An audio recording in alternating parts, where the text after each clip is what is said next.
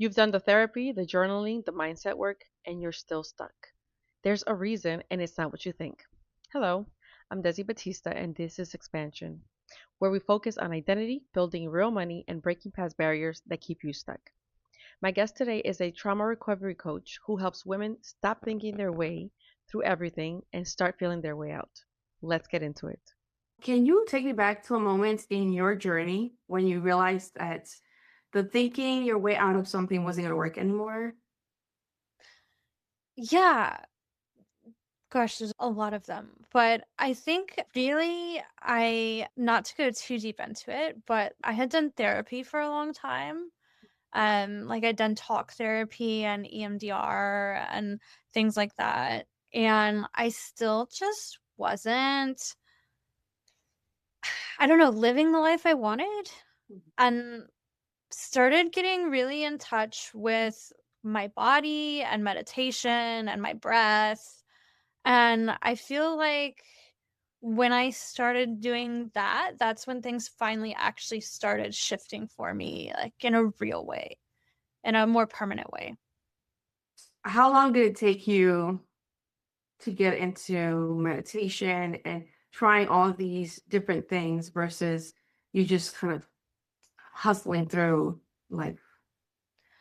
Yeah, I think I've always been a fairly reflective person, but I think I would use logic as sort of a protection. And I actually see that with my clients a lot now. I'm a coach. But a lot of us, when things are uncomfortable in our body, we kind of go into our heads to escape it. And we can be very logical, we can be very calculating, maybe seems a little too mean, but just trying to just deal with it like what you said, like, think your way out of things instead of having to feel them, and I think it was probably a timeline, I would have to say maybe about 6 months. I finally realized I had to work on my self-love, and when I was going through that process,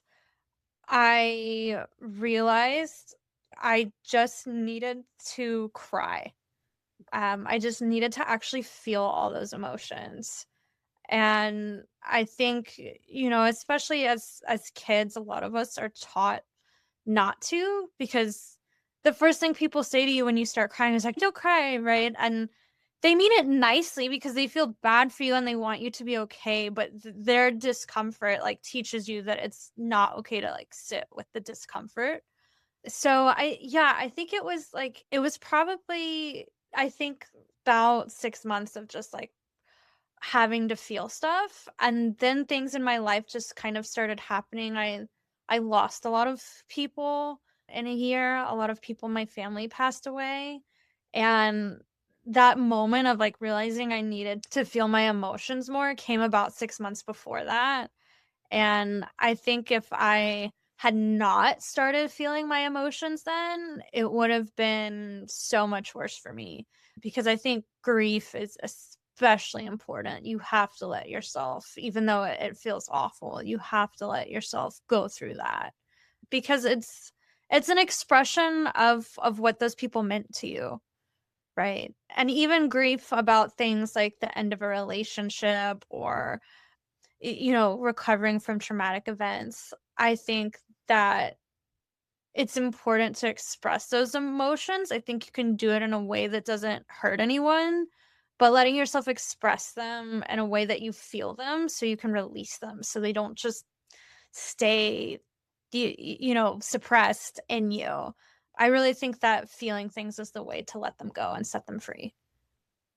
I'm glad you mentioned that sometimes when we're growing up, people, be it because they're uncomfortable or because they're trying to help us through, like, don't cry or don't do this. And I see that happen with such a big range of things that we experience as we're children and kind of transfer over into our lives as we're older, into our relationships and in business. And a lot of times we don't realize that all that is still playing in the background. Now, when women come to you specifically, like, what do they usually think the problem is versus what it's actually not? I think the most common one is that they just need to. So a lot of women that come to me are having relationship issues. And I think they think that they just really need the right person, or they need the other person to do something, or stop doing something. And really, I think finding the right guy or girl or whoever, it's really about making yourself the person that would be the kind of person the person you want to be with is, right? And even in business, I think that when you have insecurities that you build up over your lifetime, you might get really good at like, okay, I've conquered this insecurity when it comes to romantic relationships. But then it shows up in your friendships or your personal. And so then you're like, okay, now I need to go fix it, right? And so then you have to go fix it in your like your non-romantic relationships. But then I think those insecurities also show up in your career, or they also show up in your business. And each time you go to a different phase of your life, there they are again. And so I think that idea of when we change our environment, it's going to fix our problems. That is probably the biggest thing I see with people. If I could just get this client, or if I could just find the right place to live, or if I could just get the right group of friends, or if I could just find the right guy, or if I could just get my boss to stop being an asshole, right? But really, all those things are out of our control, right? And the truth is if those things happen, we'd probably find something else that would be wrong or would be the thing that's holding us back, when really I think it's internally. We need more self-confidence or more self-love or more compassion for ourselves. And even if it seems like we're struggling with an external issue with a person, it's usually we're struggling to give them the compassion because we're not giving it to ourselves, or we're struggling to not take their bad behavior personally because we're secretly insecure. I think it's funny that you say that. Well, maybe not funny, but most people are not thinking like, what should I like? They don't introspect. It's usually like somebody else is doing something and they're making me mad, and he's not acting how I need him to act right now. And so when you bring that up to them and you're like, it's not so much about the other person, maybe it's something about you. How do they react? What do they say? I usually try to do it gently, and I usually try to get them there on their own, because and I don't necessarily know that it's not that it's not them, that it's you, because sometimes it is them, right? Mhm. Sometimes it's very valid, like they are being an asshole, right? They are doing something they shouldn't. They are projecting on you. They are, I don't know, whether it's lying or miscommunication or blaming you for something that's not your fault. And you have those issues everywhere, right? Whether it's a coworker or a personal relationship. But I think it's more of, okay, at the end of the day, though, the only thing you can control is you. So how can you figure out, how can you show up as your best self, regardless of what the other people are doing, and show up the way that you want to show up, right? Not letting their reactions determine how you respond. So if I want to be a loving person and I'm encountering people who aren't loving or who are making it really hard to be loving, right? Rather than focusing on them and saying like, well, if you just did this, then I could be the loving person I want. Taking that power back for yourself and saying, you know what? I'm going to figure out how to be the loving person that I want to be, regardless of what you do. And so it's not so much as like blaming yourself as it is like not giving your power away to others.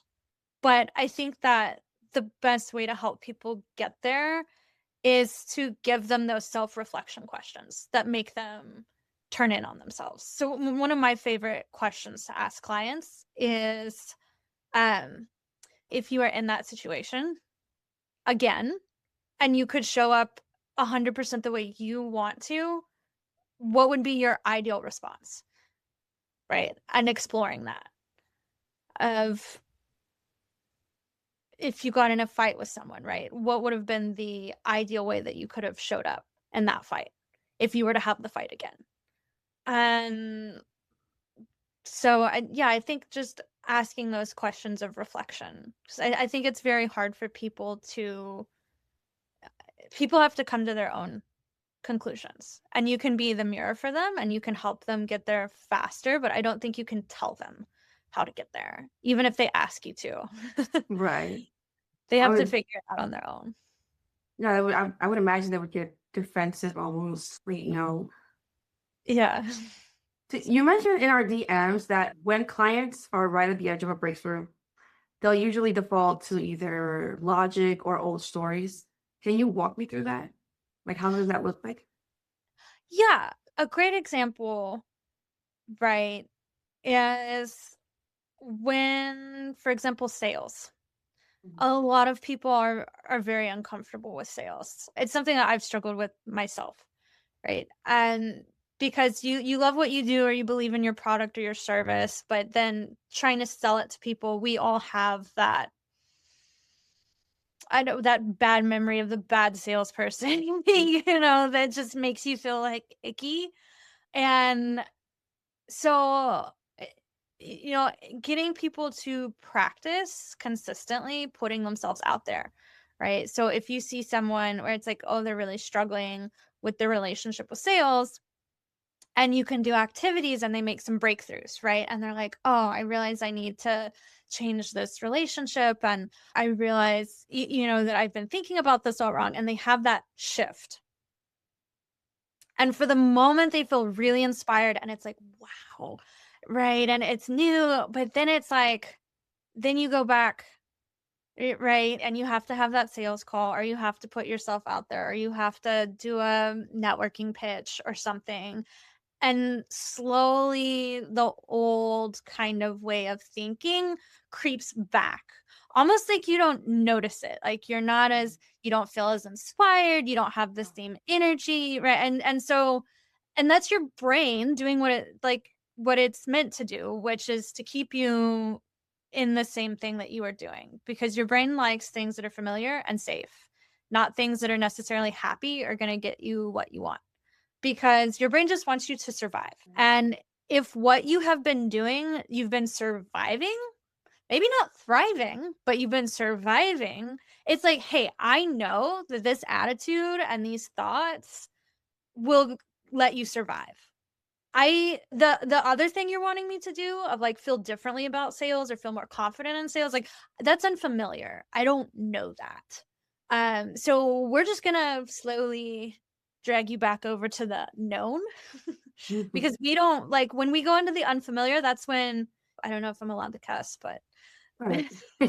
shit happens, right? That's when shit hits the ceiling and goes sideways, and all these things can happen that you don't know, right? And good things happen too there, though. Like it can go sideways in a good way that you weren't expecting, but your brain doesn't care about that, right? It just cares about like we know, like stay in your lane. We know this is good.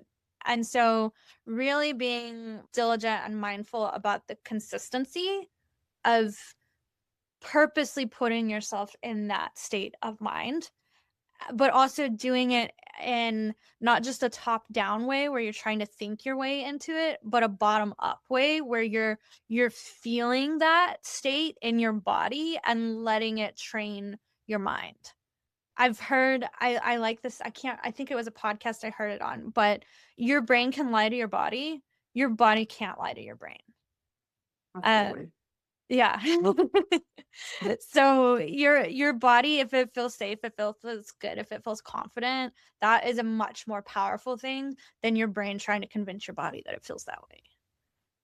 So, how much of this was installed in the early stages? So, I know it can creep up in your business. I know you mentioned how it can show up in relationships. So, how can, how the way we were taught, the way we were raised, or just even early conditioning show up in our business? Oh, in so many ways. Um, Mhm. Right. well, I'm curious first to see how do you feel like how have you seen it show up? In business, specifically with women, I work mostly with women. It's more like you can't ask for too much. And you have to overgive all the time. It's one of the biggest things I see. Like you just and for me specifically, like growing up, it's just what you do. You know, the boys are tended to. They're allowed to. They have to have big dreams and big inspirations, and we're kind of like you have to help them along the way. We're kind of the backbone, and you're the one that has to tend to them, and then you have to do this, you have to do that.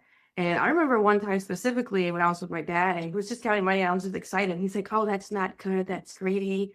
And you can't be like that. And I was like, what? I didn't get it. I still, as I got older, I'm like, okay, I understand what he was trying to do, which was weird.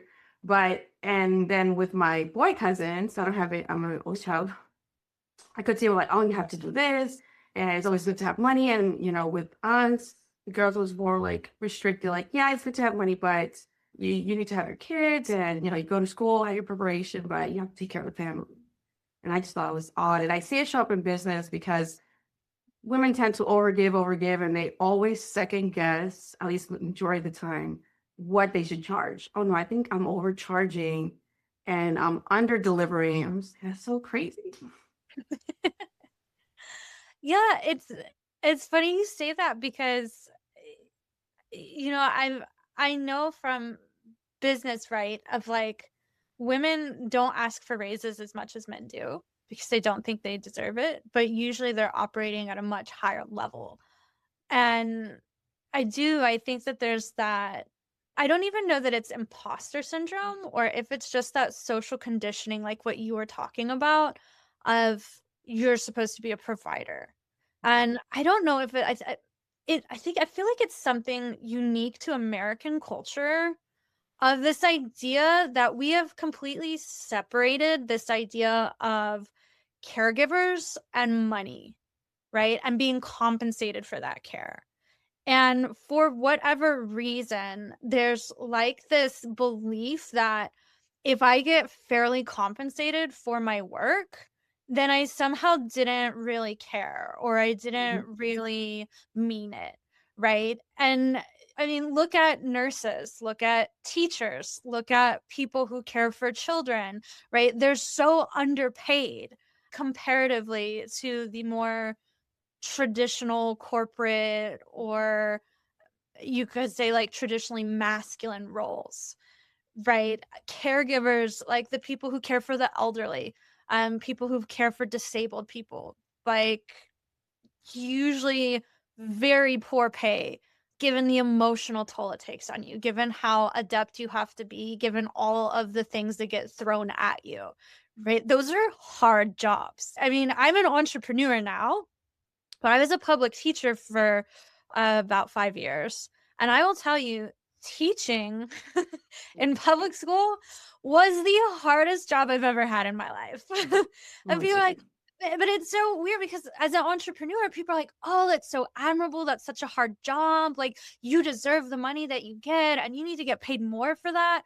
But I was like, This is nothing compared to being a teacher." Mhm. Like, I mean, yes, it's stressful and there's ups and downs and it is a whole different ballgame and there are learning curves. But being responsible for 158 kids, having parents that expect you to be the parent for them, that you're their nurse, their psychologist, their parent, their teacher, their disciplinarian, and their counselor all in one. Right. And then you also have to go and turn around and try and do it for like 100 other kids. And there's no like, but when people talk about raising teacher salaries, like, oh, they're so lazy.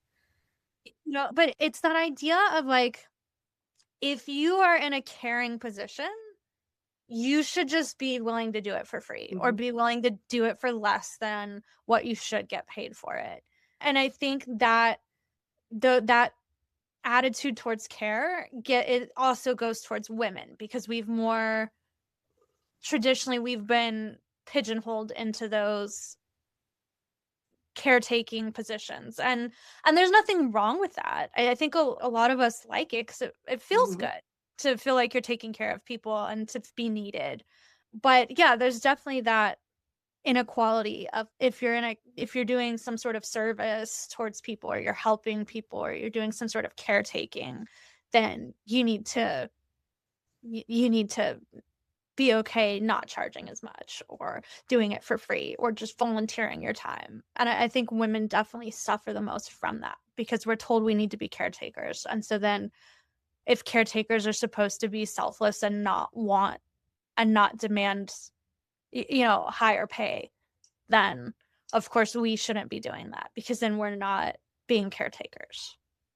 Right, that you don't actually want to do it. And it's so time demanding because I can remember my teachers growing up, some of them wouldn't even get paid for the extra time that they would invest in staying after school, doing extracurricular, just helping out students that were struggling. Because, like you said, so many parents think that the teachers need to be the parents. And Yep. there's no help. It's almost like there's no community. It's like a break at some point. I don't know what happened, but there's no break. It's just like, okay, like here are your kids now, and you take care of them, and don't call me if they're doing anything wrong. Handle it, and that's it. And Yep. and I think majority of those roles are women, so it's almost like you're expected to continue on that caring nature that was instilled, whether in school, society, environment, and you just have to continue that. And I see it in business, I see it at work, I see it in corporate. Like you said, women are not asking for raises, and they're over delivering, and they're staying after, and they're just expected to. It's like when they don't, it's like, what do you have to?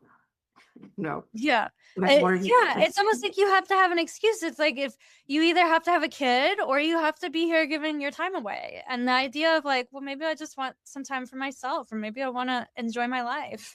Yes. Yeah. And I think you're right. That's just this expectation. And I to your point of like, you said that's what you see a lot with women, is them saying, oh, well, maybe I shouldn't charge that much.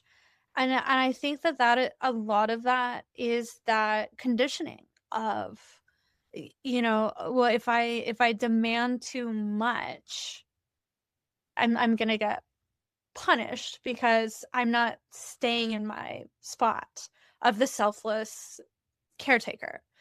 But And the you're way being I too greedy. Yeah, right. But the way I would challenge that is, I mean, everyone has been in that mindset of hustling. Like, I have to do the next one, and you're trying to go, and you're not performing your best, right? When you're frantic, I mean, I think there is a level of people can operate and frantic and still do a really good job. But can you think about how much better you would be if you were in that place of calm, and you are in that place of, not overworked? You could be so much more productive. You could do such a better job. And I think that's true not just for corporate, but also entrepreneurs and people in business. I would even say that translates to the rest of your life too, of if you're in this place of, my cup is full and I've taken care of myself. I'm not so busy with other people that I've left myself just rugged, right? You show up better, and you do a better job. And I think that's what more money gets you. That's what charging higher prices gets you. Is it gets you the peace of mind to not have to be hustling, and just being able to be present with your clients. And I think you actually do a better job. And so for me personally, the shift was, I would always think about that person of like, oh, I feel so bad. I'm asking them to give me all this money, and what if they don't think it's worth it? And like, and then they're disappointed in me, and then I've taken all their money, like, right? And it doesn't help anyone, right? Because I'm feeling all this pressure now, and I'm feeling this guilt, and then I'm also not focusing on them. I'm not Right. focusing on coaching them and delivering for them. And when I raised my prices and I started only taking high ticket clients, there were two big things that happened for me. Is one, I wasn't worried. I didn't need to fill my day.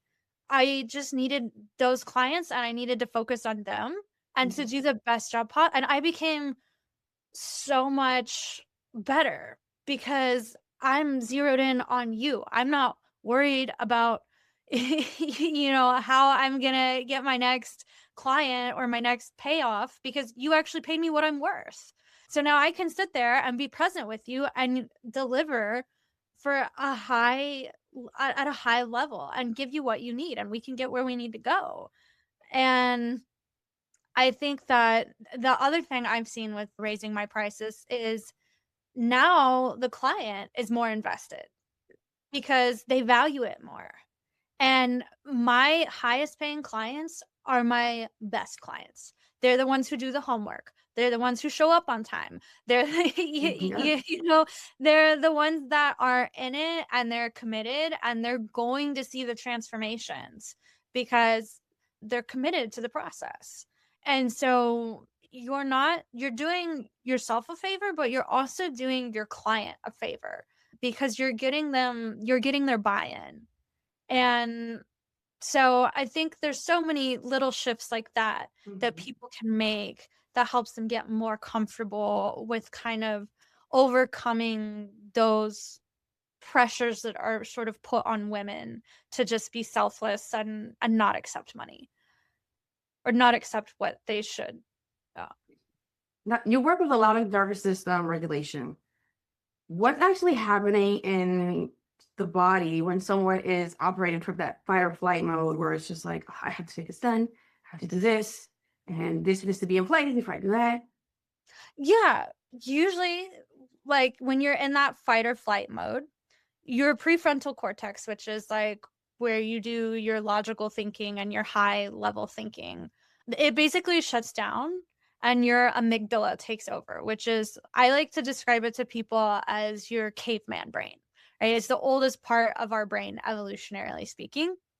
And it starts setting off stress hormones and your body gets on edge because we still have, in a lot of ways, I mean, we're very evolved now, but our stress responses are made for when we still had predators, right? There's a cheetah, there's a lion, we gotta run, we gotta fight something, Absolutely. right? And so it makes you really aware. It can make you hyper vigilant. Um, it can it can make you defensive if your response is fight. It can make you fawn or freeze where you're just kind of going along with things. You're not really like standing up for yourself or Mhm. standing up for your client or what you think is best because you're stuck in that freeze or fawn position flee, right? Which is you're going to procrastinate, you're going to avoid the conversation, you're going to put off or beat around the bush about what you really mean and have those frustrating conversations where it's a difficult conversation, but you walk away still not feeling great because you didn't actually say what you wanted to. Those kinds of things is what's happening because your brain is shutting down and it's going into survival mode. And so there are a lot of ways to undo that though, right? Whether it be breathing, taking a breath, box breathing, it can be self-soothing, it can be some sort of ritual or routine you create for yourself to help you get into the zone. But yeah, I mean, there is a way to rewrite it, but it's learning how to disrupt that stress response and put yourself back on the relaxed or zen path of like coming from that place of courage and love rather than the place of fear and scarcity.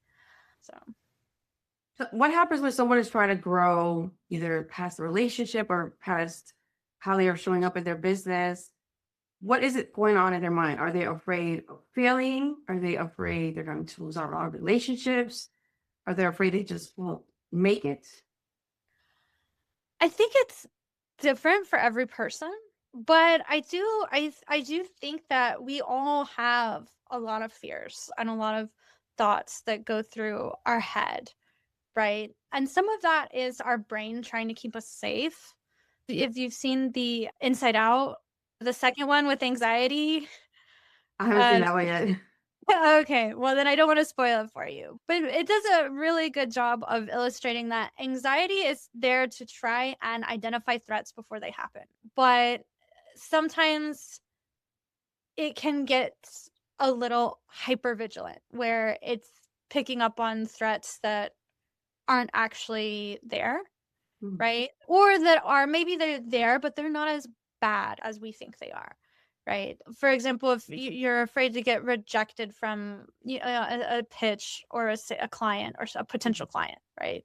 Okay, that you feel uncomfortable, you feel afraid, but they say no, and then okay, you're exactly where you were before you talked to them, right? The world hasn't ended. There's not like, I think we kind of build these things up in our heads, but I think it's really good sometimes to just do, I call them yes meditations, where you just let all of those fears run by and you don't try to resist them and you don't try to argue with them and you don't try to push them down, and you just say yes.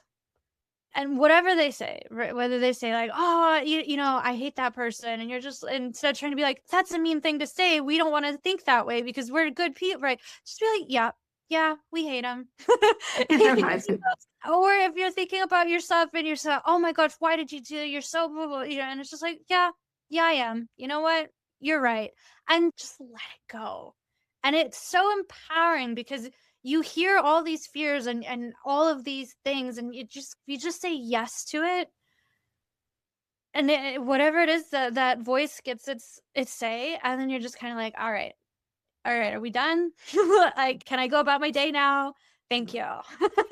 And then you can go about your day and you can get on with whatever you were doing. Instead of, I think sometimes when you try to fight with those thoughts, it's like they keep coming back and they're going to keep coming back until you listen to them. Just because you listen to them doesn't mean that you have to act on them. And I think a lot of us would be better at facing our fears if we did that more often. It's an interesting one. I've never heard that before. Yeah. So you said logic is a defense mechanism, and I think so many of us were raised to think that logic is a virtue of some kind. And I guess to a certain extent it is, but how do you help a woman tell the difference between clear thinking and that her brain is protecting her?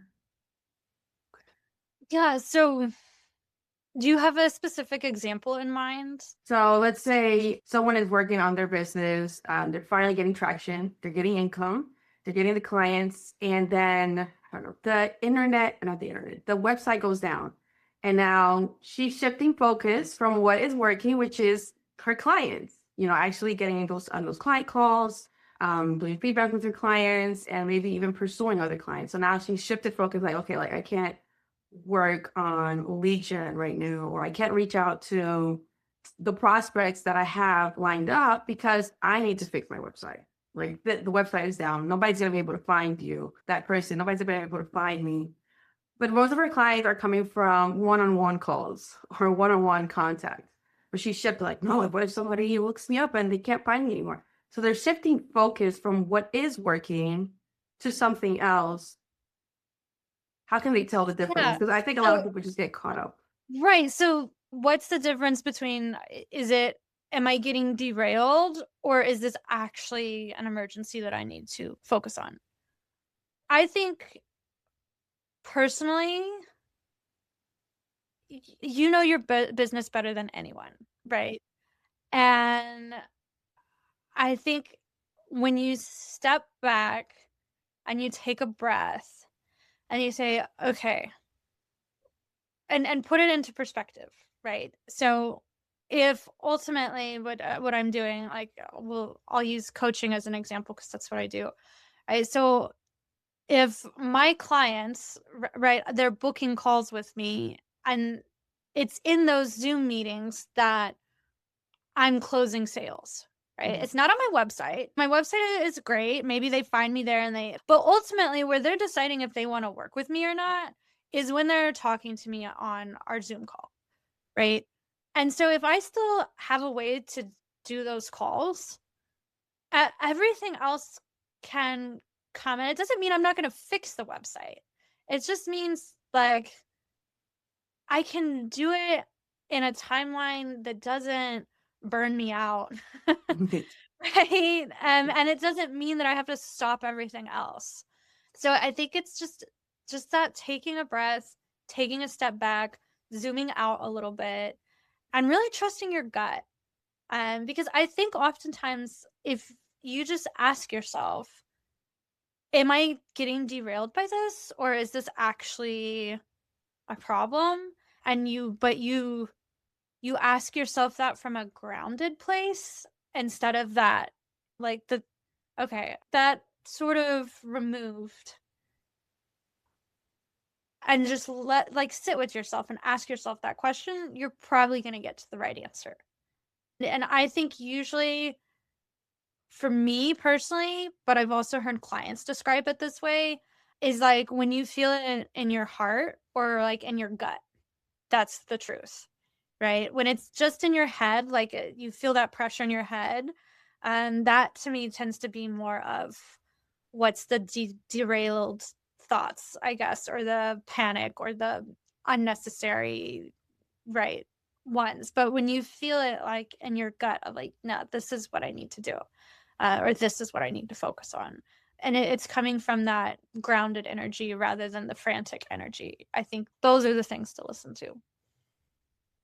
At what point do you see women like actually, or the people that you work with, finally realize like, okay, something needs to change? You know, every time I get a little bit of traction, I pull back. At what point does they actually come to the realization that they need outside help or that they need you? Yeah. So that one, I don't know that I can give a great answer to, just because by the time they're working with me, they've already had that realization that they need the help.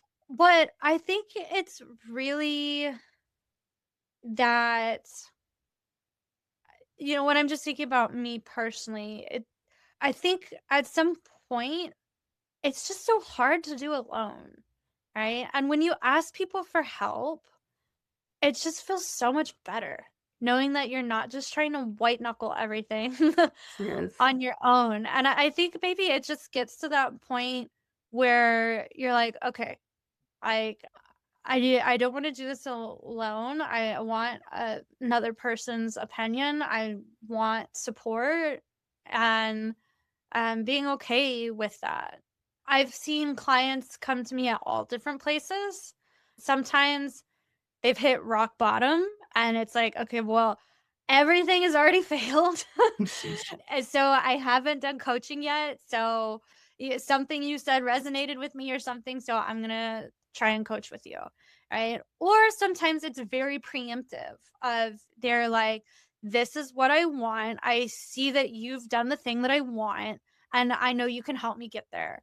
So it's very like I said, like that preventative, like I don't want to go down all of this blind. I want someone immediately to help me because I know I'm starting this journey. Right. And then I've seen people in between those two as well.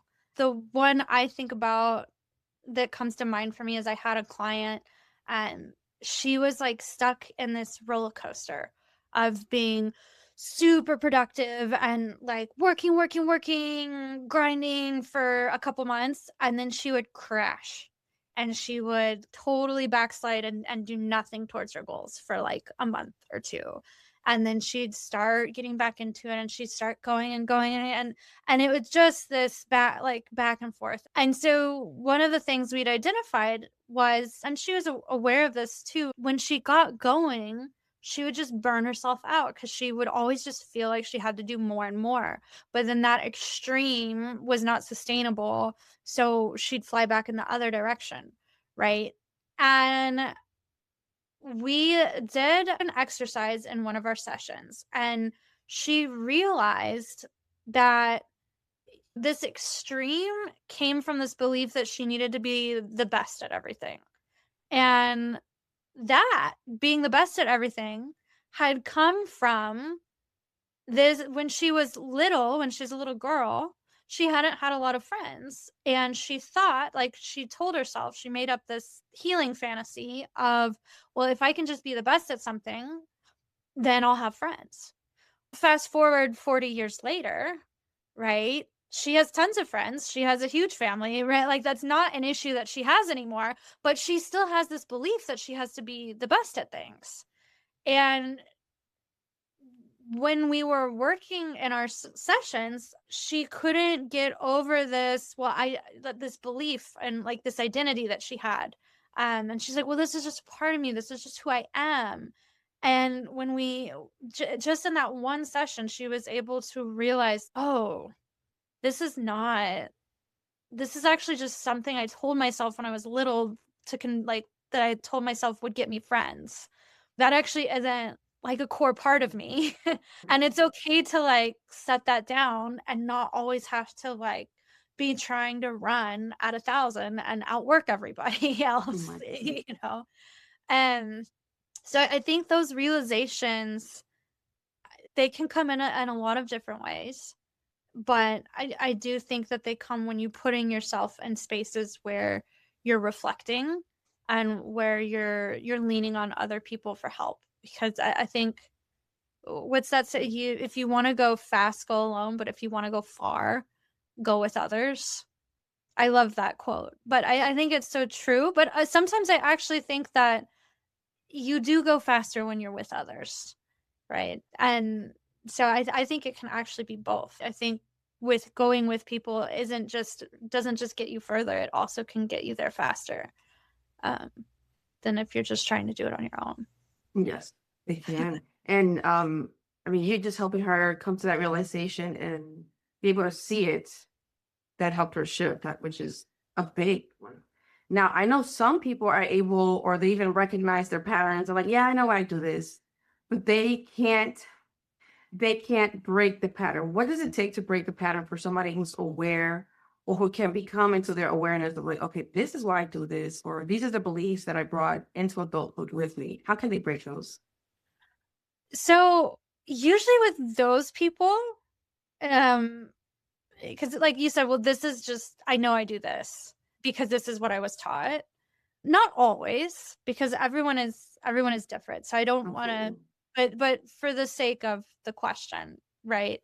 Usually underneath that is a different belief, right? There's usually a root belief of, well, this is just how I was taught, or I just don't know anything differently, so I can't do something different.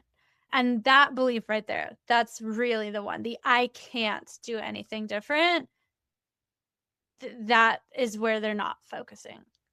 That makes sense. Yes. So yeah, I think that's actually, I love that question, because in I feel like coaching is all about getting you to the root, because the surface level problem is almost never actually the problem. And that goes for business, that goes for personal relationships, romantic, like everything. The surface level problem is almost never the problem, right? Right. It's not that you can't get leads, it's that you're still missing confidence in yourself, or it's not that you don't have the right website. Maybe you haven't gotten clear enough with your messaging. And in relationships too, right? The thing that you fight about in relationships is almost never what it's actually about. Yeah, absolutely. And so usually when you run into people who say, well, I know I do this, but it's just how I am, right? It's another one of those things of, there's a belief there somewhere that is underneath that belief that is really what's keeping you from changing. I completely agree.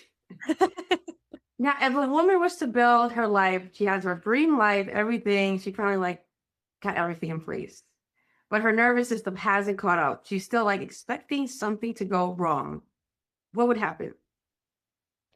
I think that happens a lot.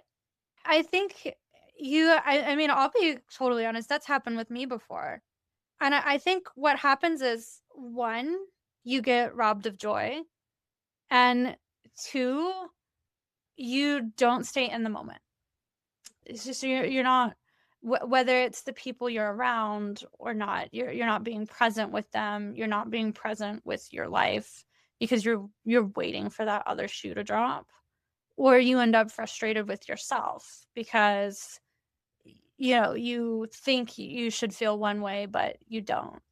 And I think with that, I think it's about two things. One, again, like what we were talking about of getting to the root Okay. and learning how to get there on your own so that you can catch yourself when you're kind of like you find yourself in that on edge waiting for the other shoe to drop and saying, okay, well, why do I feel this way? Is there actually something? No, well, even if those things didn't work out, like this is what I would do or this is how it would go, right? And just kind of talking yourself through the fear. But yeah, I think that's what happens is you're not present and you let that, I guess, hypervigilance rob you of your joy. Absolutely. Yeah. Now, final question. What would you say to the woman who feels like she's done all the mindset work, she's done all the journaling, she's done all the therapy, and still she feels like she can't get to where she wants to get, be it in business or in relationships? Yeah, I would say to her, one, I think that when we tell ourselves, well, we've tried everything and we've done everything, right? That's almost never the case.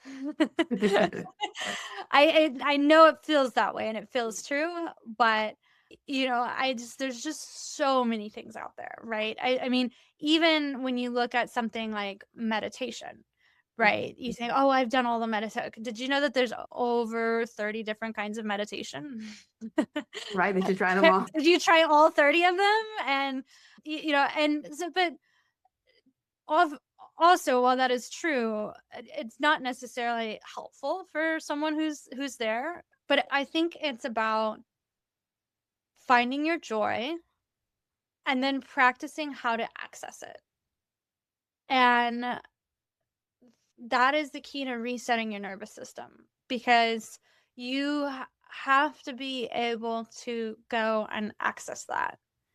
And I think for a lot of like when you're talking about women who they now have a better life, but their nervous system is stuck in how things used to be, there is a lot of people don't realize you have to learn how to find joy and embrace joy because that's not what your body's used to. And so learning to embrace those things is really beautiful work. And I really feel like that's what coaching is about, especially like my coaching is specifically, I work with trauma recovery. Um, but that, yeah, you have survived all of this and you know how to handle pain and you know how to handle stress and you know how to handle toxic people and people that are overbearing and you know how to right like you know how to handle all these things and survive them, right? What you need to learn now is how to handle joy, how to handle happiness, how to handle and people don't think about that because they just say, well, of course everyone wants to be happy and joyful. Right. Right. But it's also learned like anything else. I mean, you learned how to handle those negative things. Now you need to learn how to handle the good and create space for the good and hold the good and not just let the fear of going back to how things used to be like rob you of that joy. So I think that is like finding that thing that grounds you, whether it be a meditation practice or a hobby or some type of grounding exercise or visualization or affirmation or if a lot of times I find when people it's like I've tried all these things, they've done it all in their head. They haven't they haven't felt it. Right, because and it could be something like dancing. I know that dance is one that I use, or it could be yoga or running or going to the gym. Like, where is your happy place? And then finding like how can I bring that with me? And yeah, I think that's the key is learning how to be aware of those happy places, be aware of how you feel in those happy places, and then practicing taking it with you when you leave, whether that is a mental place or a physical place. Like learning how to take that state with you so that you can access it wherever you go. I think that's really important. Yes, and usually before, or many before, like when I get that thing, I'll be happy. Or when this happens, I'll be happy. And then they get it, and like you said, they don't know how to just enjoy it because they're waiting for the next thing to fail. Yeah. That's just true. Absolutely. Well, thank you so much, Catherine. Where can people find you and connect with your work? They can find me on Instagram or on my website. Both are Katavita Coaching. So katavitacoaching.com. Katavita is Katavita. Yeah, so Katavita Coaching should pull up my Instagram and my website if they would Awesome. like to chat. If this episode sparked something inside of you right now, I do one-on-one clarity calls. We figure out what's actually capping you, and you walk away knowing what to do next.